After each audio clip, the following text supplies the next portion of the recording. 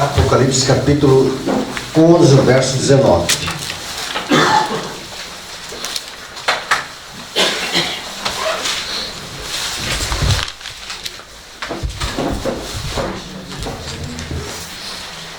Alguém pode ler para nós o verso 19?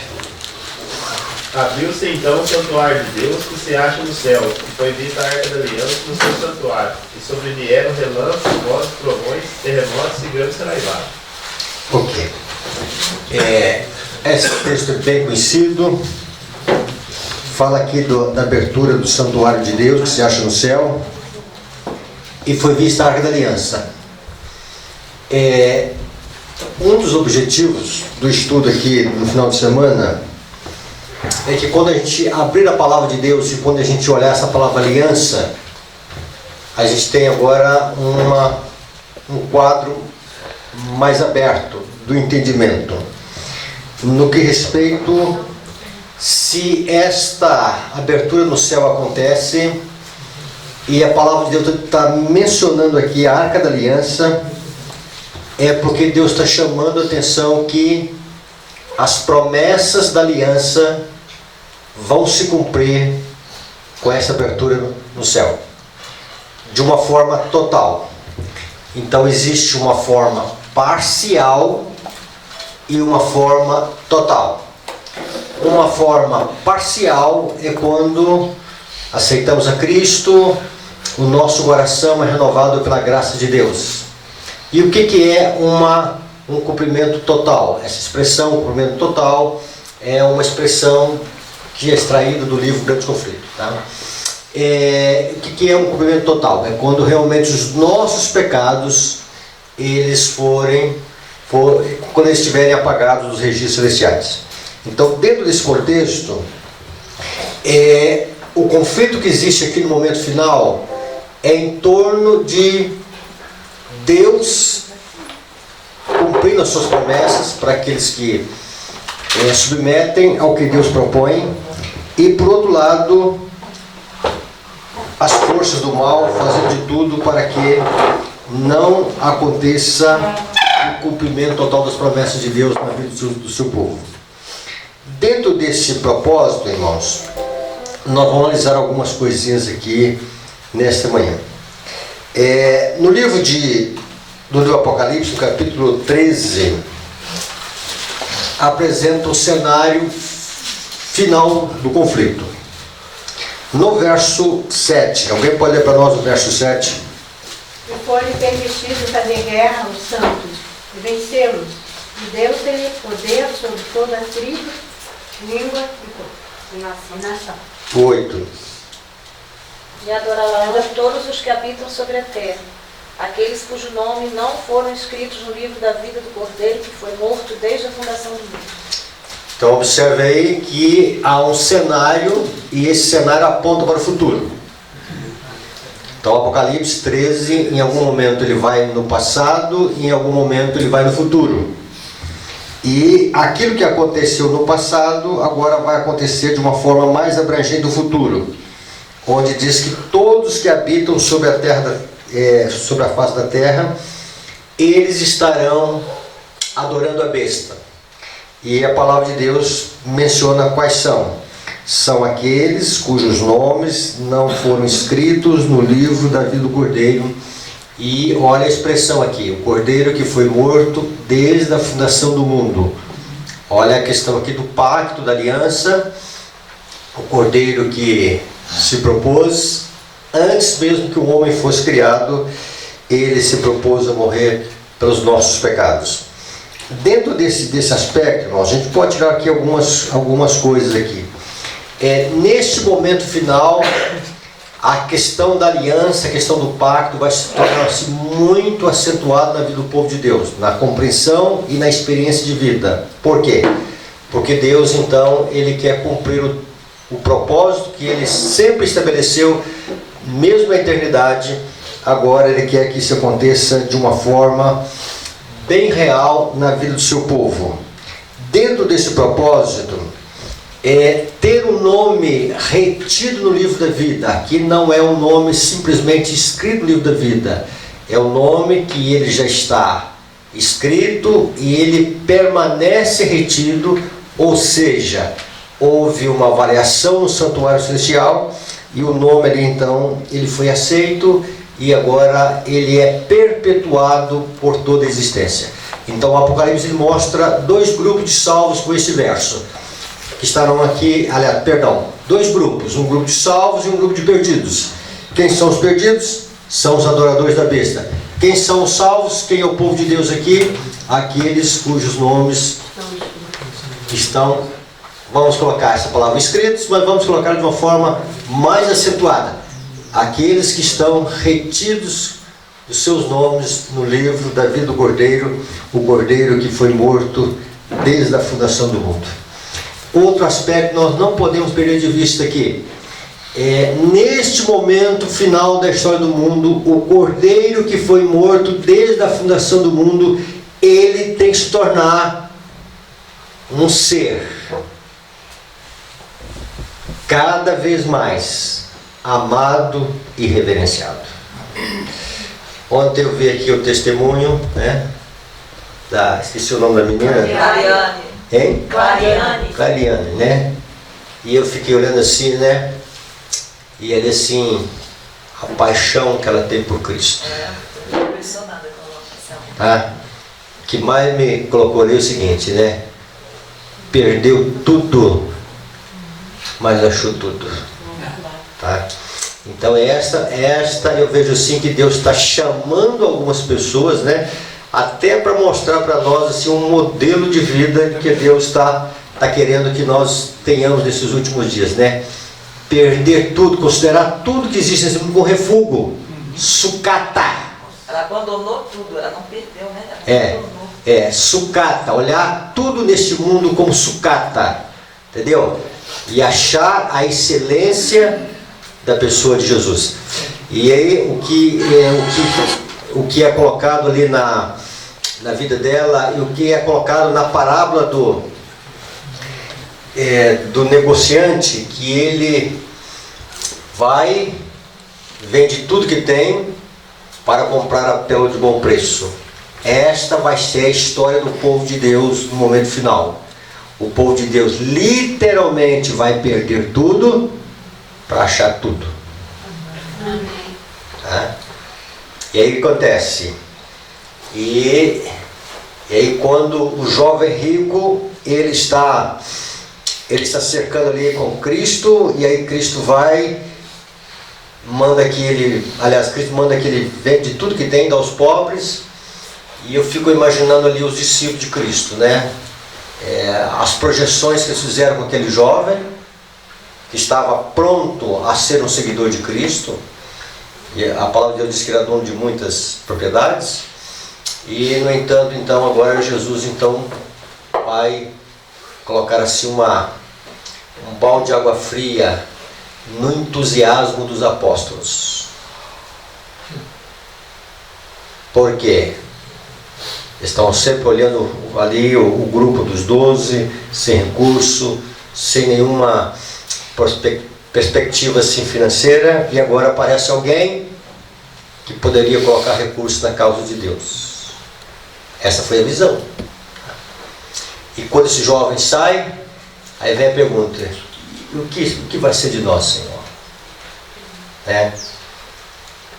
O que vai ser de nós? Se ele falasse vende a metade, né? E talvez ele...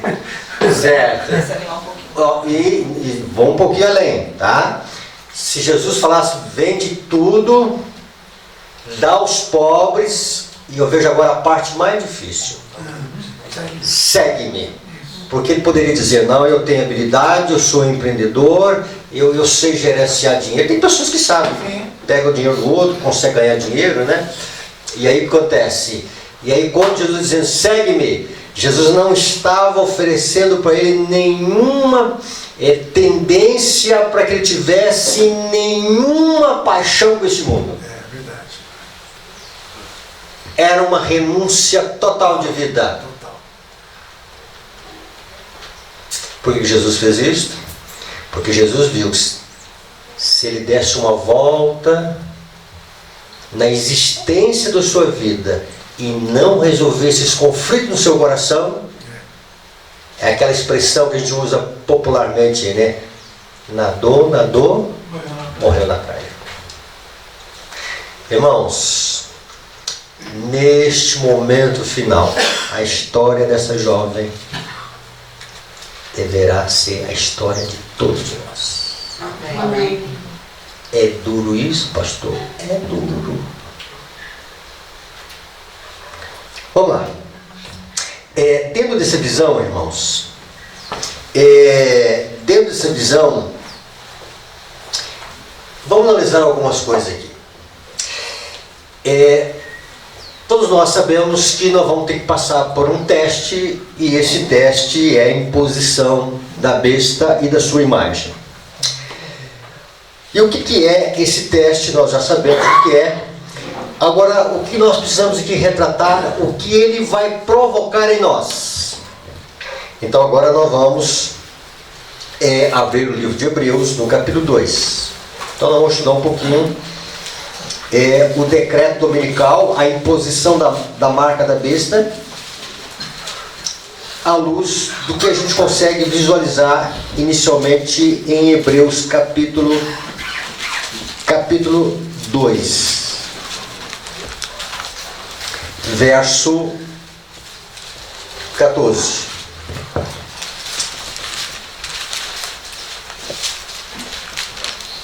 Visto, pois, que os filhos têm participação comum de carne e sangue, destes também ele, quer dizer, Cristo Jesus, igualmente participou. O que o texto quer dizer? Essa expressão carne, sangue, natureza humana. Carne e sangue, em algum momento da palavra de Deus, quer dizer a natureza humana. Assim como nós temos participação nessa questão da humanidade, Cristo também, ele veio em carne e sangue, como humano, sua natureza humana. E aqui vai falar quais são os objetivos pelos quais Cristo veio. Então há muitos propósitos, mas então a gente pega o texto e a gente vê que tem 2 propósitos para que Cristo viesse em sua natureza humana. Diz aqui, para que por sua morte destruísse aquele que tem o poder da morte, a saber, o diabo. Então a morte e ressurreição de Cristo sentenciou a morte de Satanás. Quando Cristo veio, e aí ele morreu, sua natureza humana, foi sepultado, ressuscitou, ali estava, vamos dizer assim, a sentença da morte de Satanás. Outro aspecto, não só para que destruísse aquele que é o autor da morte, vamos dizer assim, mas também, veja bem aqui, e livrasse a todos que, pelo pavor da morte, estavam sujeitos à escravidão por toda a vida. Então, o medo da morte gera escravidão. Então, Cristo vem para nos ajudar da questão do medo da morte. E o medo da morte escraviza. Quando se fala que a besta, lá em Apocalipse 13, vai criar dificuldades, embaraços na questão do comprar e vender, o que isso vai se apresentar diante de nós? Não será um decreto de morte inicialmente, será um decreto, diz a palavra de Deus, de proibição comprar e vender, a não ser que tenha a marca ou o número ou o nome da besta, não é assim? Mas isso vai se apresentar para nós como sendo algo que vai nos levar face a face com a morte. Olha o que está no livro Parábola de Jesus, né? Que que haverá uma crise repentina. Mas pastor, a gente não sabe o que sabe. Nós sabemos, nós estudamos, nós fazemos gráficos, nós fazemos uma série de coisas, tá? Nós conseguimos visualizar algumas coisas no mundo, tá? Mas quando a prova vier, quando nós pegarmos a prova, vai ser muito mais difícil do que tudo aquilo que a gente poderia imaginar. E o teste vai ser face a face com a morte. Vamos lá. Vamos tentar entender isso aqui. Lá no texto de Isaías 58, verso 13, vocês conhecem o texto? Só vamos mencionar ali rapidamente. Se desviares o quê? O teu pé de profanar o sábado. Vamos entender isso, né? Então é o seguinte. Aonde vai estar o sábado e que nós vamos ter que desviar o pé dele? Decreto. Tá, vai estar no decreto, ok. Tá, vamos entender isso aqui, tá? No centro de problema. Então vamos lá. Tá? Aonde vai estar o sábado? Vamos dizer que eu estou lá em Monte Sião e eu quero ir para Ouro Fino. E agora vai ter um pedágio lá. Tá? Então eu vou poder sair de casa para Ouro Fino? Não. Ele não vai poder comprar gasolina. Eu não vou poder. Eu não vou ter acesso à gasolina? Não. Eu vou ter acesso ao IPVA? Olha, complicou, tá? E aonde vai estar o sábado? Veja bem, no livro de Daniel diz que a verdade foi lançada por terra, não é assim? Sim.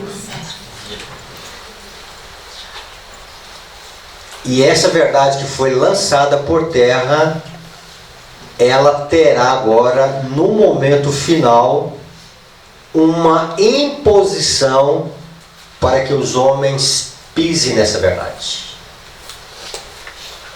e profane essa verdade. O que é profanar? Profanar é considerar aquilo que é sagrado uma coisa comum. Isso é profanação, tá? Então veja bem, e essa verdade é lançada por terra. Qual é a possibilidade que eu tenho de não profanar o sábado com os pés, nesse momento final, quando vier essa imposição? Qual a única maneira que eu tenho de não pisar no sábado? Correto da justiça de Cristo. Tá ok. Tá? Mas vamos lá. Como é que existe como é essa possibilidade? Só vamos pensar nisso aqui, tá? Olha, a gente vê o texto assim: se desviares o teu pé. Se eu colocar o pé aqui, Desviou. o sábado tá. Entendeu? Se eu for para cá no mercadinho, o sábado tá. Se eu for na pista, lá está a questão do sábado. Se eu for na farmácia, lá está a questão do sábado. Se eu for lá no fórum, está a questão do sábado. Pastor, um exemplo, por exemplo, Tá. Eu guardo o sábado, veio o decreto dominical. Só que eu, por exemplo, eu tinha uma casa, não sei o que, e não vendi essa casa e não comprei num lugar, num campo assim mais ou menos, um lugar já preparado. Tá. Se eu ficar na cidade e não me preparar, eu vou ter muito mais dificuldade ainda, né? Ok. Não sei se... Ok. Eu só queria mentalizar isso aqui. Estou entendendo a linha de raciocínio, tá? Depois uma hora a gente pode entrar nisso aqui. Interessante o que você falou, tá? Mas veja bem, qual é a única maneira de eu não profanar o sábado com o pé? Ela disse aqui, não andar.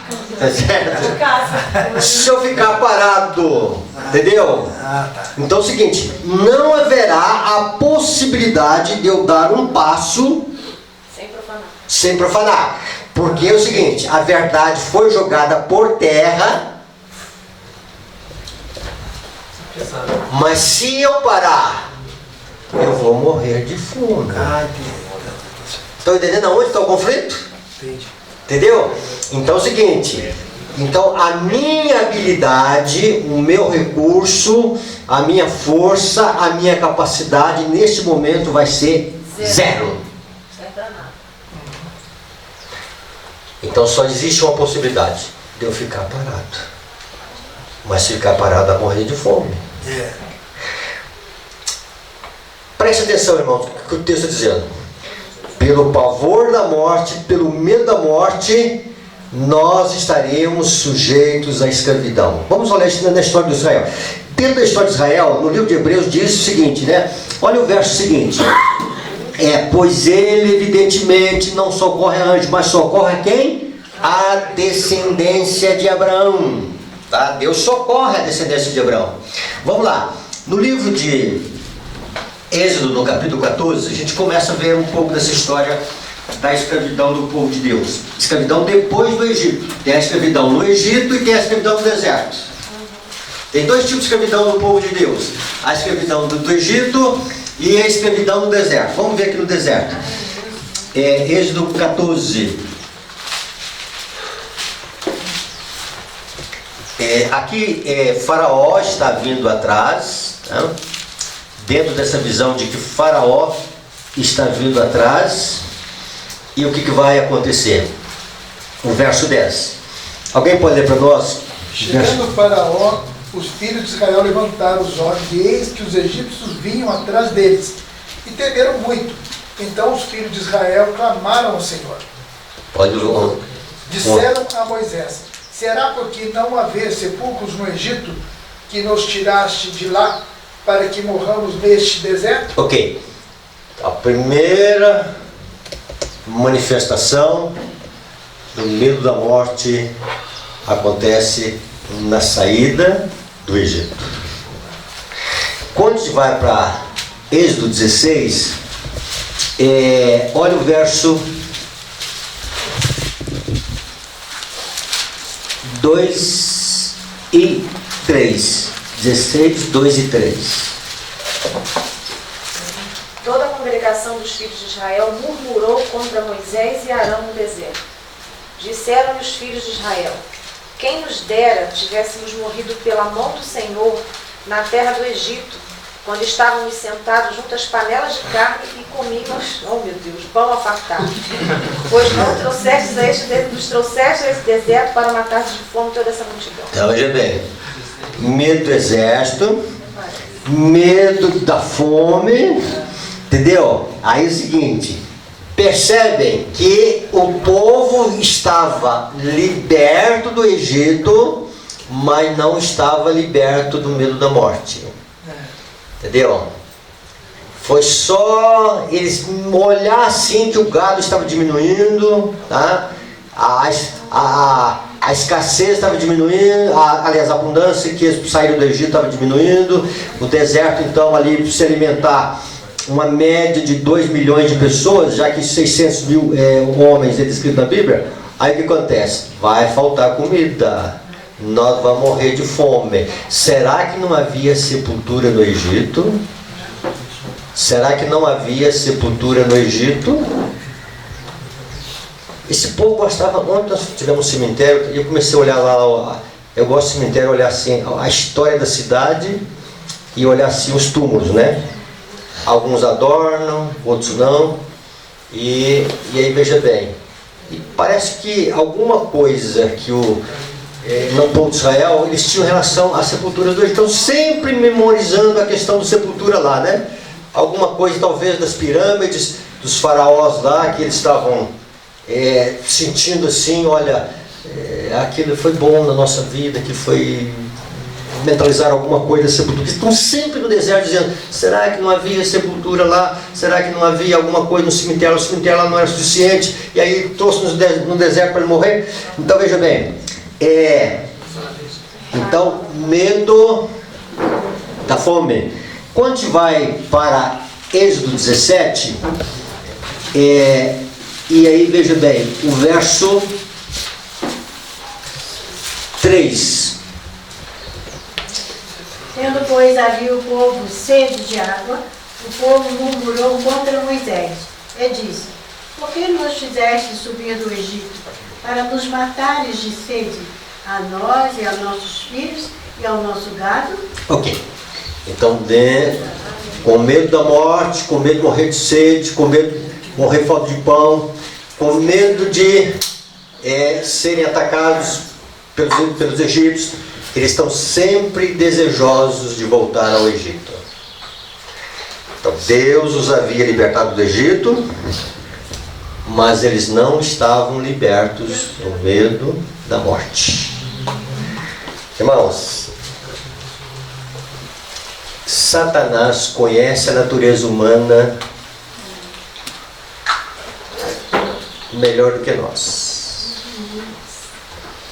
Ele sabe que o medo faz parte da nossa herança genética, cultural, familiar e todos os aspectos de vida. Faz parte do ser humano. Medo da morte. E o decreto da imposição da marca da besta vai atuar justamente neste ponto que nós temos de fragilidade. Quando nós vamos para Números 14, não vamos ler, lá em Números 14 está o relatório dos espias, não é isso? E 10 espias vão apresentar um relatório lá de insensatez. Vão trazer frutos. Quando eles trazem esses frutos, eles dizem que precisou-se de homens, 2 homens carregassem em varas desses frutos. E aí Caleb e Josué vão se posicionar num relatório real. E o povo de Deus vão ouvir o relatório dos 10 espias e eles vão fazer uma proposta. Vamos levantar um capitão e vamos voltar para o Egito. Porque, segundo o relatório que foi apresentado, a terra que Deus estava prometendo era uma terra que consome os moradores. Interessante que os espias trazem um relatório de que havia gigantes lá. Isso, pessoas fortes demais. E agora é o seguinte, e ao mesmo tempo que trouxeram a questão dos gigantes, diz, olha, a terra consome os moradores. Para quem vai querer uma terra cheia, né? Então é o seguinte, mas pelo medo há uma visão equivocada. Então o medo ele faz a gente ver coisas aonde não existem coisas. Tá? Todo mundo sabe disso, né? E através do medo, irmãos, né, nós vamos querer voltar ao Egito. Medo. Então Deus precisa trabalhar na natureza humana para neutralizar o medo. Amém. Medo da morte. Na hora da crise, vai ser fatalidade ou presa fácil para o inimigo. Interessante que a Bíblia diz que Jesus ele passou pelo meio da morte. Está em Hebreus. Só uma coisa que além de você estar nessa luta, os seus parentes, amigos, conhecidos vão te chamar de louco. Não é possível que você vai ficar desse jeito, enfrentando tudo, você vai morrer de fome, você vai acontecer tudo isso. A pressão interna e uma pressão externa, né? Certo. Abre aí em João capítulo 8. Vamos estudar isso aqui à luz do que nós estamos estudando aqui. João capítulo 8 tem uma coisa aqui muito interessante que vai nos ajudar a entender à luz do que nós estudamos ontem.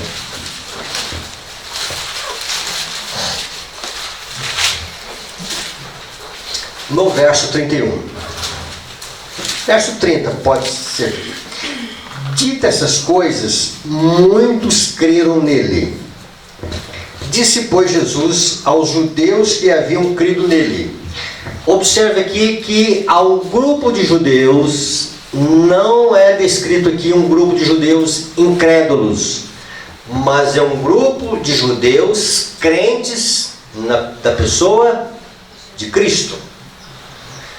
Se creram nele, creram também nas palavras dele, no que ele estava falando, tá? Então coloque isso aqui.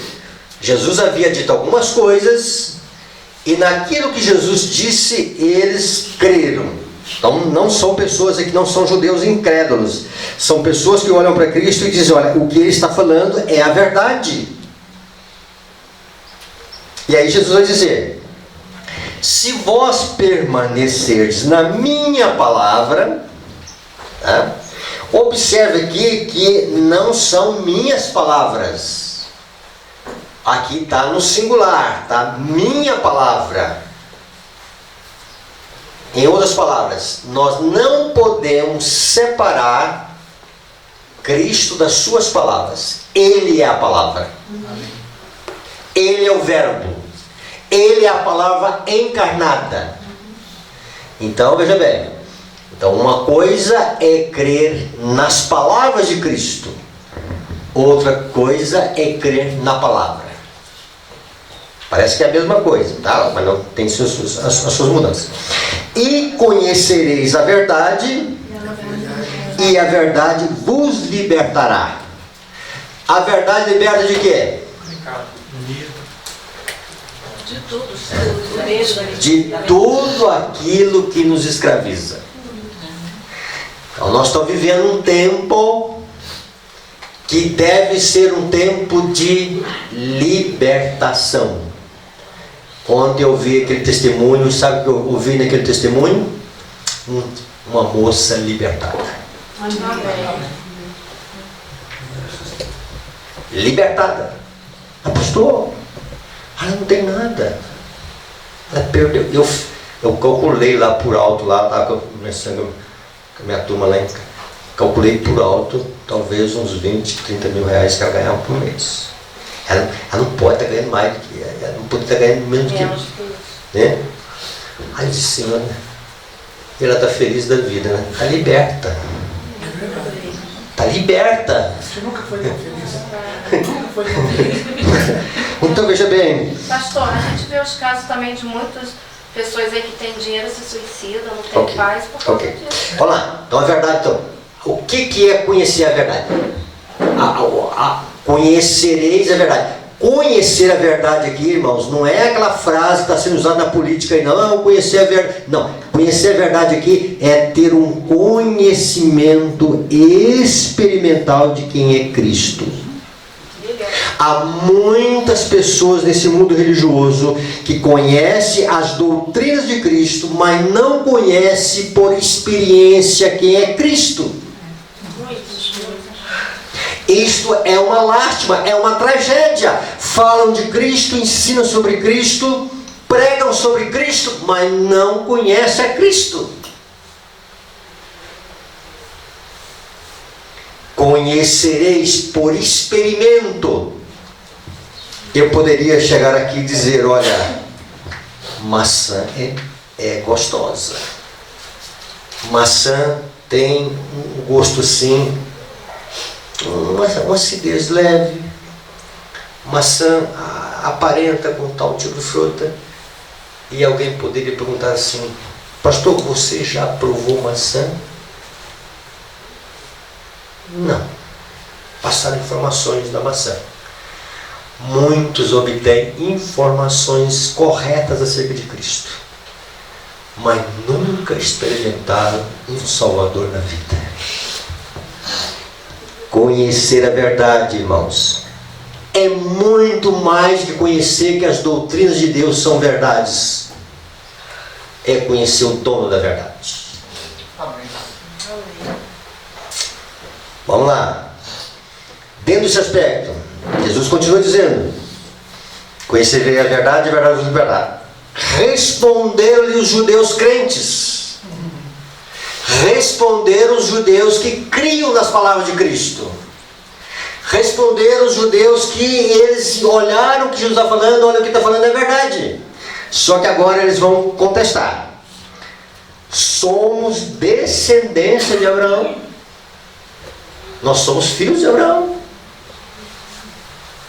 E, vejam bem, e jamais fomos escravos de alguém. Ignoraram o Egito, ignoraram Babilônia, ignoraram Roma. Nunca fomos escravos de ninguém. Eles estavam numa escravidão e não sabiam que eram escravos. Quando eles disseram isto, os judeus estavam debaixo do jugo de Roma. E agora estão dizendo, nunca fomos escravos de alguém. Alguém que fala de liberdade, alguém que fala de salvação, alguém que fala de Deus, alguém que fala do reino de Deus, mas nunca foi liberto pela graça de Deus. Irmãos, vamos lá. Dentro desse aspecto, e eu estou pregando sermão, não era para pregar sermão, né? Era para fazer um estudo aqui, sabe? O problema deles é que eles eram escravos do pecado. Ok, tá? Vamos lá. Aí Jesus vai dizer, olha o que Jesus vai dizer, tá? Então veja bem. Olha o que Cristo vai dizer. Respondeu-lhes Jesus: em verdade vos digo, todo que comete pecado é escravo do pecado. Vamos lá. Por que Jesus não fez nenhuma campanha política contra Roma? Porque é o seguinte: se Deus não mudasse o coração da pessoa, havia uma escravidão maior do que os imperadores, os governadores da Judéia e da Galileia. E aí Jesus não atacou o sistema político, porque a mudança para Cristo precisava começar aqui, a libertação aqui. Bom, quando Jesus disse isso, irmãos, vejam bem, Jesus vai dizer ainda: o escravo não fica sempre na casa. O que Jesus queria dizer com isso? Ele diz assim: o filho sim, para sempre. O que significa isso? Literalmente, o escravo não fica sempre na casa. O filho sim, para sempre. O escravo não possui herança. O filho sim. Ok, certo, mas Jesus estava dizendo, fazendo uma referência a quem aqui? Ao pecado, né? Ao diabo? Não. A quem Jesus está fazendo uma referência É ele aqui? mesmo? Olha aqui, tá? Jesus está fazendo uma referência aqui a Ismael e Isaac. O escravo não fica sempre na casa. Não foi assim? Ismael não pode ficar em casa. Não tem que mandar Ismael fora de casa. Tá? E o livre, o da promessa, este fica, porque este permanece. Este não vai embora. É isso que Jesus estava dizendo para eles. Tá? Eles estavam dizendo que eram descendentes de Abraão. Aí Jesus citou isso aqui. O que Jesus queria dizer com essas duas palavras? Que eles eram descendentes de Abraão, mas por Ismael. Puxa. Por isso que era escravo. Era uma facada pra ele. Entendeu? Por Ismael. A experiência que eles tinham com Cristo era uma experiência aos moldes de Ismael, do relacionamento de Abrão com Agar. Salvação pelas obras, justificação pelas obras. Eu faço para merecer, eu faço para ganhar. Só a experiência, né, pastor? Porque de fato eram descendentes de... Sim, correto. Sim, ok. Tá. Dentro disso aqui, Cristo então agora quer mostrar para ele o seguinte: olha, tem um outro aspecto que vocês não entendem. Aí Jesus continua dizendo: se pois o Filho do Homem vos libertar, verdadeiramente sereis livres. Tá? Jesus está dizendo para eles: eu quero que vocês tenham experiência, né? é do filho da promessa. Ok. Bem sei que sois descendências de Abraão, contudo procurais matar-me, porque a minha palavra não está em vós. Olha aqui.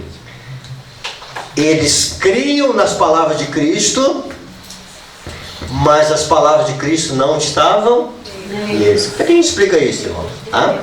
Eles creram no que Jesus disse, mas a palavra de Deus não estava na vida deles. Não estava neles. O que significa isso? O convencimento não é garantia de salvação, pastor. O conhecimento, o convencimento não é garantia de salvação. É isso mesmo. Tá. Outra coisa. A palavra não foi enxertada no coração. Ou a palavra, ela só esteve no âmbito do intelecto. O coração não foi renovado pela graça de Deus. A verdade foi enxertada no coração natural. Está no pátio, não, professor? Está no pátio da alma. Ela não entrou fazendo uma obra transformadora. Irmãos, se isso estiver acontecendo em nossa vida, ir para o decreto dominical, no campo de prova, mesmo fazendo gráfico, e aqui vamos lá, nós estamos nos tornando os maiores especialistas em ver evidências do fim. É bom por lá, entendeu? Não é ruim não. Nunca teve tanta informação de que as coisas chegaram ao fim. Mas na hora da crise, essas informações não resolverão nada se a experiência não for genuína com Cristo. Amém, Senhor. Fazer gráfico e ver que lá na América do Norte, e eu às vezes estudo com a igreja, tá? Ok, tá? É bom dar uma visão do fim para nós, tá? Mas se essas coisas forem as coisas que mais absorvem a nossa alma, e nós não tivermos uma experiência genuína com Cristo, o medo da morte, a escravidão que nos carrega toda a vida, ela vai falar mais alto. Só podemos ser testemunhos do que Cristo efetuou em nós, né, pastor? Ok, vamos lá. E aí acontece, se eu não sou liberto do pecado, eu não sou liberto da escravidão da morte. Vamos olhar isso na história de Adão? Quando a gente olha Adão, vocês conhecem a história de Adão, tá? A primeira manifestação do medo aconteceu ali. O medo é uma emoção universal. E talvez é uma das coisas que mais o ser humano experimenta em termos de emoção, é o medo.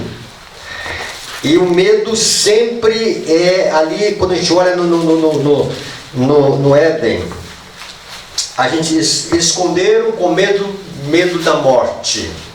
Tá? Tive medo e me escondi, não é assim que tem os livros, né?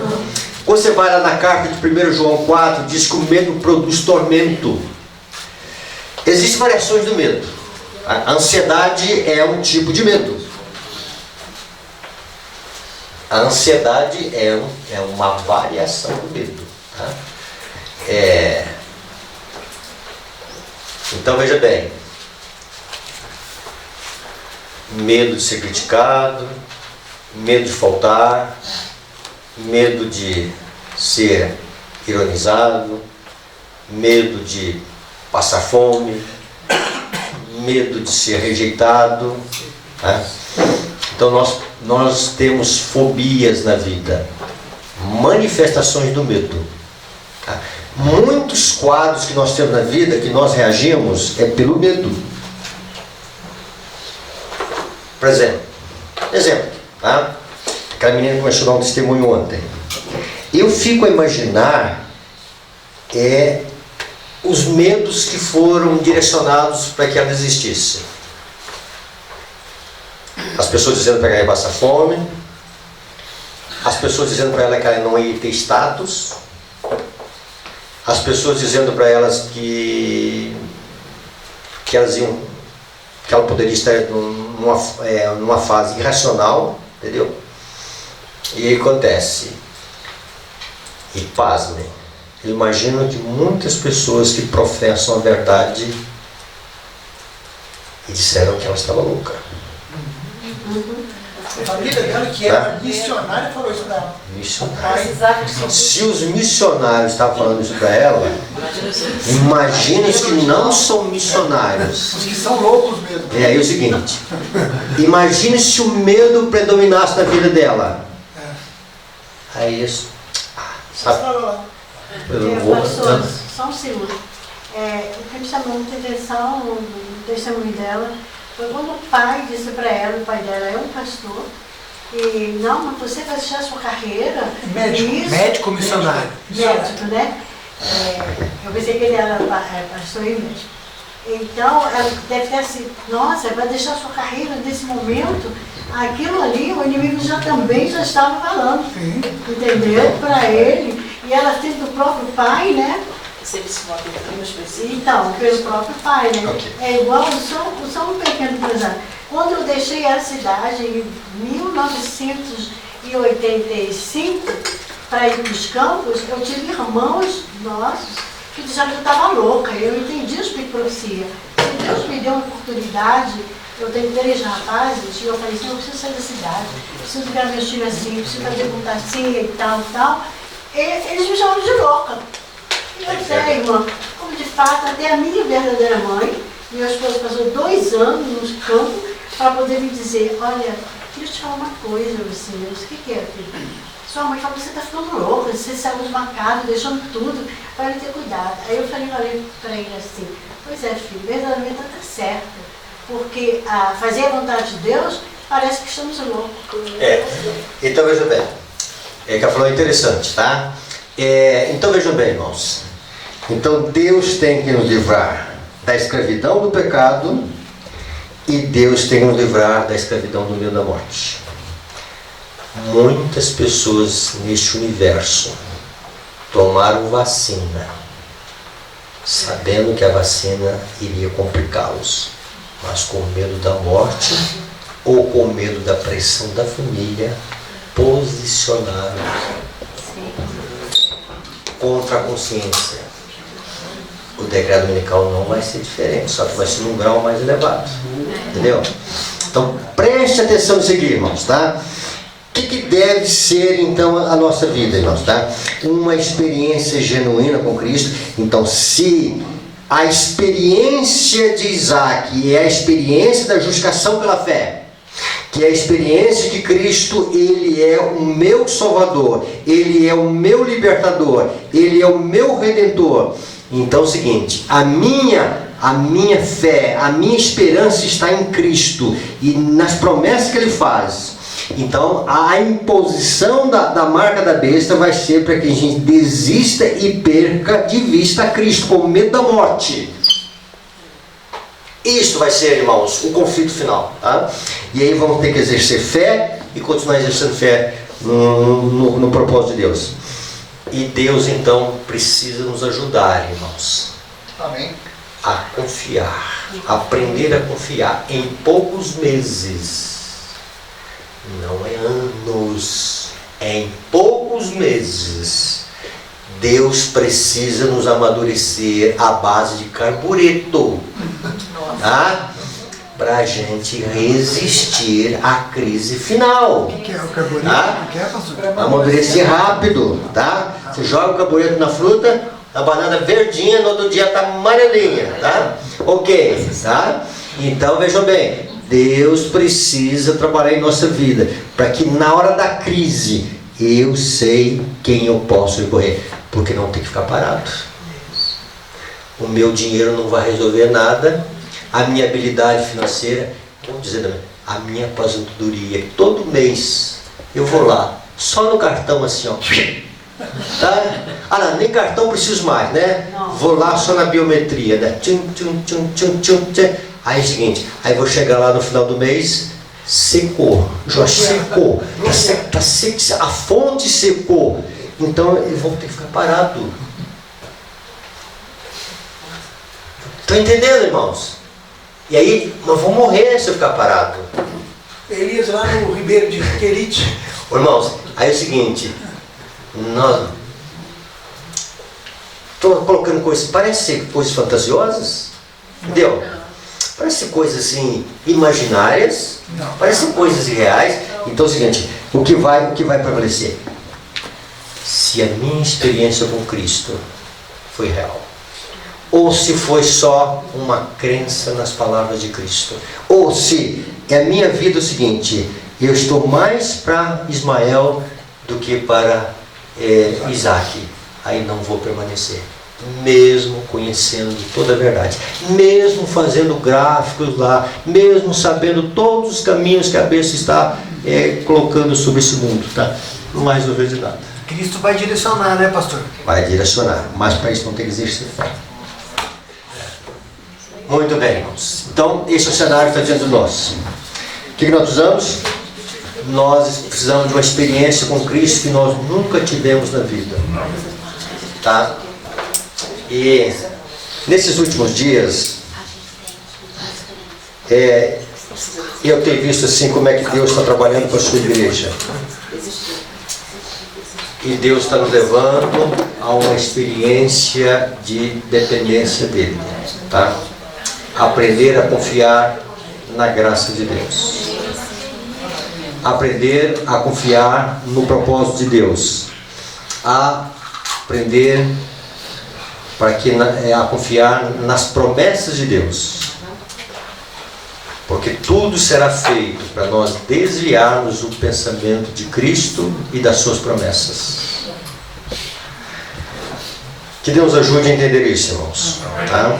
E que nós sejamos aqueles que no momento da crise seremos socorridos por aquele que passou pela experiência da morte, por aquele que enfrentou a tentação da morte, por aquele que foi tentado a ficar escravizado com a morte, no sentido de que com medo da morte ele deixasse o plano original de Deus. Então Cristo, Ele conhece a nossa estrutura melhor que nós mesmos. Ele sabe quando Pedro disse: Senhor, se for preciso eu vou morrer contigo, eu irei à morte, Senhor. Ele sabe que Pedro não iria. Ele conhecia a estrutura de Pedro, ele conhecia a natureza de Pedro, e ele sabe a nossa natureza, irmãos. Então que Deus nos ajude para que nós sejamos aqueles que estão sendo libertos da graça de Deus, tá? Para que na hora da crise nós não sejamos escravizados com medo da morte, voltar ao Egito e dizer: será que não havia sepultura lá? Que Deus abençoe. Amém? Amém. Bondoso Pai, que o Teu Santo e Bom Espírito, Senhor, nos ajude, Senhor, para que essa experiência genuína com Cristo, Senhor, ela seja real. Amém. Abençoe a Tua igreja, Senhor. Cada coração. Em Cristo Jesus. Amém.